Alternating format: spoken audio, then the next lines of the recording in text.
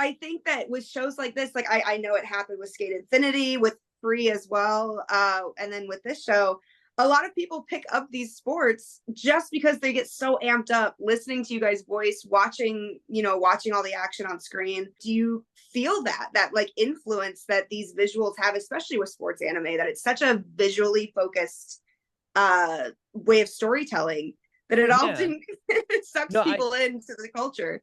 I'm definitely more open next time like World Cup stuff comes around. Like I'm definitely more open to like catching a game now that I've worked on the show and I can have a little bit of a better understanding of how the game works. It happened with Haikyuu in the lead up to that movie's release that like I was invited to a professional volleyball game here nearby.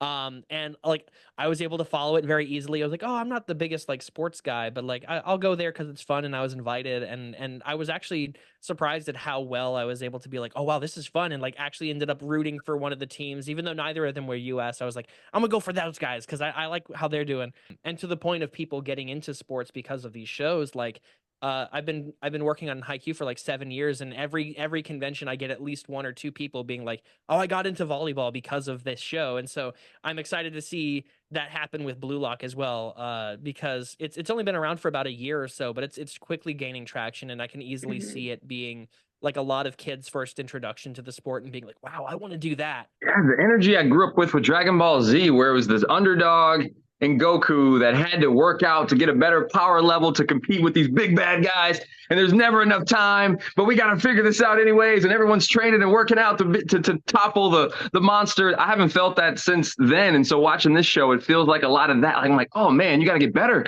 I got to get better. I got to do this. I got to do this. And so after I watch the show, it's like, I need to get better at my dreams. Let me go work on my thing. Let me make sure every day I'm trying to turn 0 into 1, trying to progress my life forward.